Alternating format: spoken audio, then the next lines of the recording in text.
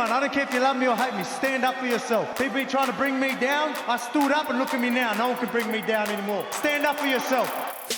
It seems like there's something special about guys named Alexander with Macedonian roots. But this Alexander, born in Australia, was initially conquering the rugby field, not empires. In this fast-paced world of strength, strategy, and burly men, he shone and built a reputation as a tough competitor. But a different world was calling him, the tough and respected world of MMA. The physical demands and mental toughness required in rugby had unknowingly paired him for his new journey. With the spirit of a warrior, Volkanovski left the rugby field behind and dived into the MMA world in 2012. His move into fighting was like a rebirth, a transformation that started to reveal a future champion. Before we tell the tale of the modern-day Alexander, before we dive in, you can help us out a lot. If you find this video entertaining and valuable, do us a favor, hit the like button and subscribe to the channel. We're a small channel still trying to reach that 1,000 subscriber mark, and your sub would mean a lot to us. Now let's get on with it. Early days. On September 29, 1988, in Shelley Harbour, a small town in New South Wales in Australia, a future MMA champion was born. As a kid, he was always active, showing an early interest in physical activities, which would later lay the groundwork for his successful athletic career. Volkanovski first tasted professional sports in rugby league, a sport known for its intensity and physical toughness. He wasn't just an ordinary player, he was unique, a player whose strength and size didn't slow down his agility and speed. Despite being only 5'6", he played in the front row, a position usually filled by the biggest team members. His determination on the rugby field became his trademark, earning him respect from both teammates and opponents. But even as he was tackling opponents on that rugby field, a different passion was growing within him. Volkanovski started training in MMA and Greco-Roman wrestling to stay fit during the rugby offseason, and so his love for fighting was born. In 2012, Volkanovski decided to switch from rugby to MMA. He left his rugby boots behind and stepped into a world that was as brutal as it was thrilling. The transition was tough. He had to lose the weight he had as a rugby player and learn the various disciplines that form the backbone of MMA, including wrestling, Brazilian Jiu-Jitsu, kickboxing, and boxing. Early MMA and UFC debut. Switching from a rugby player to MMA fighter wasn't easy, but Volkanovski wasn't the one to back down from a challenge. His first fights were a lesson in resilience and adaptation as he struggled to find his style and perfect his skills.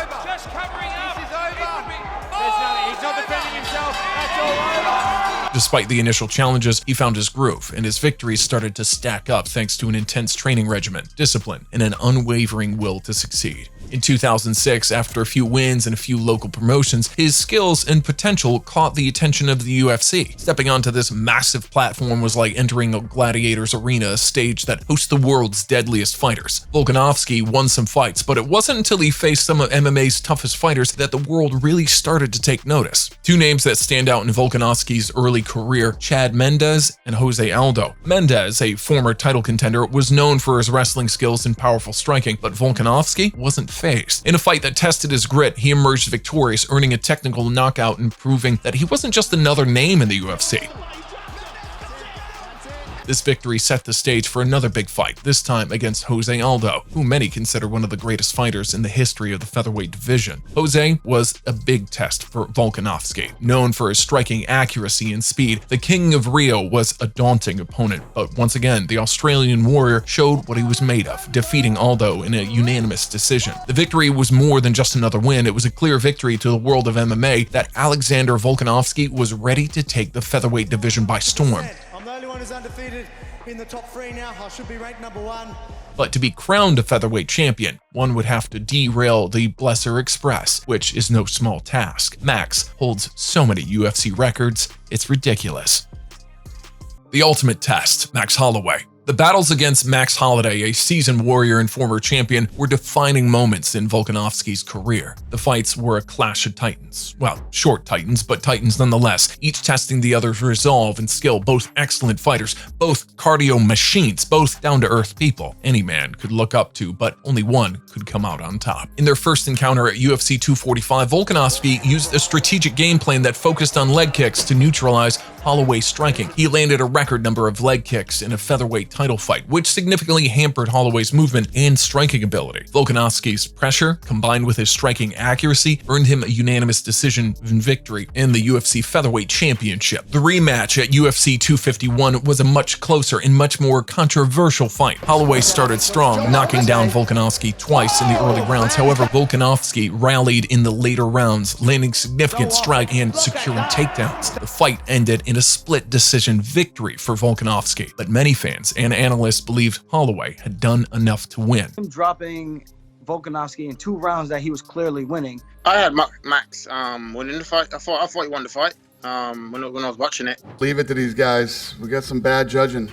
And I don't know, has Max been in here yet? I'm sure he's devastated. Due to their second fight ending in a split decision, both Holloway and the fans wanted another rematch. Talking about damage. We're talking about damage here. Oh, you guys, damage this, damage that. I'm known for taking damage, and he's known for not giving it, so let's get it. They were sure the first 2 wins were a fluke. Despite this, Volkanovski silenced the doubters once and for all. The fight started with both fighters trying to establish their striking game. Volkanovski's timing and speed allowed him to connect with a powerful left, followed by a hard right. Holloway tried to counter with his volume striking attack, but Volkanovski's power forced him to be cautious. In the second round, Volkanovski landed a perfectly timed counter right hand that resulted in a huge gash over Holloway's left eye. The cut was in a bad spot, directly over the eye, causing blood to drip down Holloway's face. Despite the adversity, Volkanovski continued to increase his output, landing precise and powerful strikes that left Holloway struggling to make a comeback. By the end of the 5th round, Holloway's face was covered in blood and sweat, and it was clear that the fight was slipping away from him. With this performance, Volkanovski solidified his position as the best featherweight in the sport. Given his dominant performance, Volkanovski made a compelling argument for a potential title fight in the lightweight division, and the current lightweight champion, Charles Oliveira.